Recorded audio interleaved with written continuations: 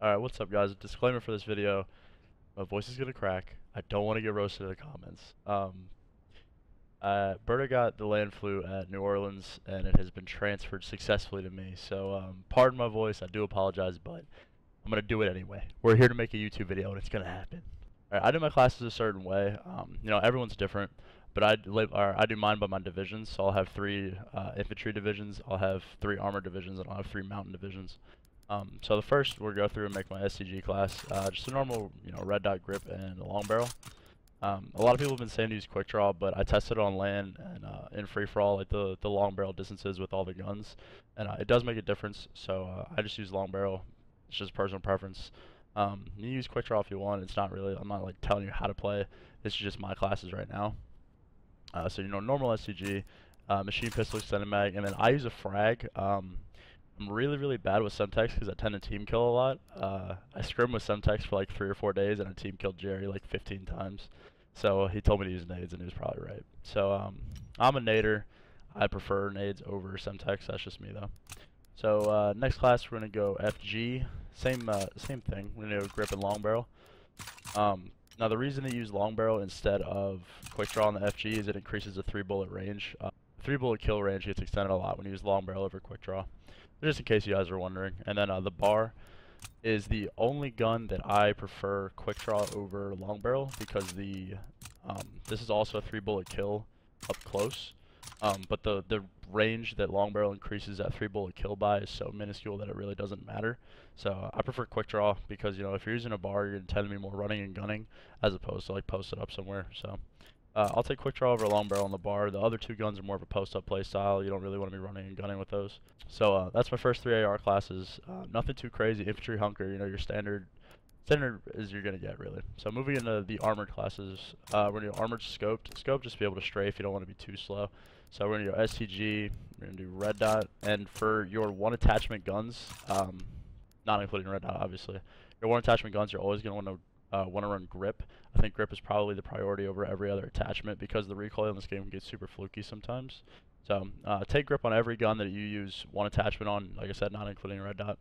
So we're going to go armored scopes. Now this is for your stuns, if the other team is throwing gas grenades, which people have started to use a little bit more, I've noticed. So armored for stuns and gas grenades. CTF armored's pretty big as well. S&D armored is huge. You don't want to get like pre-stunned off a break or anything like that. In CTF, if you're running a flag or holding a power position, you don't want to get stunned because then that can just impede your entire team's momentum and pushes and things like that. So we're going to go ahead and copy this. One moment. We're going to go ahead and copy this and move it on down. We'll make an FG class. Like I said, the exact same thing. Just take your red dot, change your reticle, and then we're going to go grip again. The FG recoil is horrible, so grip is definitely priority number 1. It's already a 3-bullet kill, so you don't need long barrel. Quick draw, you're not really running and gunning with it, so quick draw really isn't needed. Oh my god, my voice is so bad. I'm so sorry, guys. Alright, moving on to number 3, we're going to go bar, the exact same thing. We're going to do red dot and quick draw. Or grip, apologies. Like I said, nothing too crazy, man. It's just how it goes. So you have your three infantry classes, you have your 3 armor classes. The only time you're really going to want to stray away from this is if the other team isn't using nades or isn't good with nades, which is very rare. Then you could probably get away with primed. On your infantry class, you can use armored primed if you don't really want to worry about the strafe from scoped. If you're posted up a little bit more, you can run primed and then just run around with 3 attachments still, which is good. And you can still run around with 3 attachments if you'd rather do that.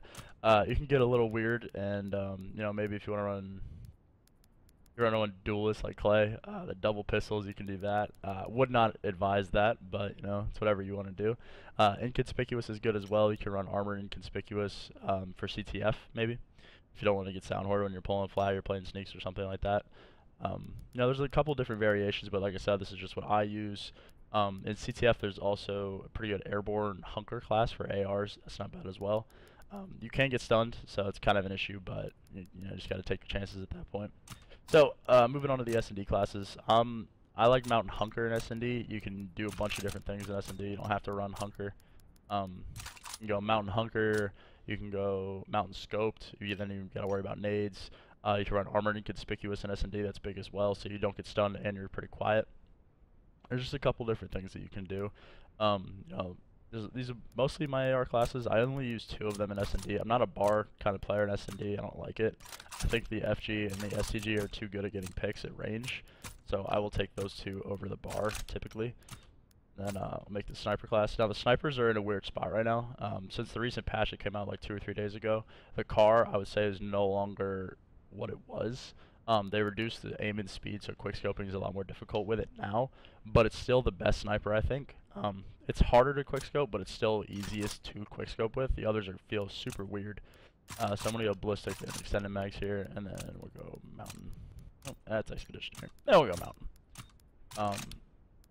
So that's my sniper class. Like I said, nothing too crazy. And then past these classes that I made for you guys right now, I do have, it will go armored scoped with a stun, typically, just for like CTF, maybe S&D if I need like a pre-stun class or something. I'll take a stun over a nade.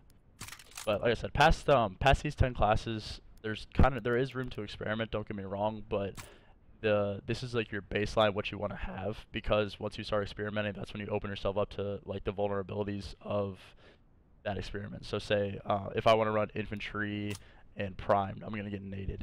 If I want to run armored inconspicuous, I'm not going to be able to strafe a lot, and I'm going to be super slow. So you have to slow down your playstyle a lot, because if you're running and gunning with that, you're probably going to get caught. If you want to run airborne inconspicuous, you're going to get naded, you're going to get stunned if you have like a subclass or something like that. So every time past these classes, because these are like the baseline really good classes right now. It's infantry hunker, you can get stunned, but then you have your 3 attachments plus the bayonet and your survive nades. If you come down here, you're gonna not get stunned because you have armored. You still have your strafe because of scope, but you're sacrificing an attachment. So these are probably what I would go with. You have to notice on the fly what the other team is using, because then that's when you get to experiment with the other ones. Or you could just be Clay and run akimbo pistols and do whatever you want. But like I said, I would not advise that. So thank you guys for watching. I apologize for my voice. If you're still listening to this, I greatly appreciate it. You probably laughed your ass off a couple times. But thank you guys for watching. I'm probably not going to be streaming. I'm going to try to, but the strain on my voice gets really bad. I streamed the other day. My voice was fine. By the end of it, it was this. And I woke up this morning and it was still this. So I'll try to get better. I'll try to stream for you guys, but if not, I do apologize. But have a good rest of your day, everybody.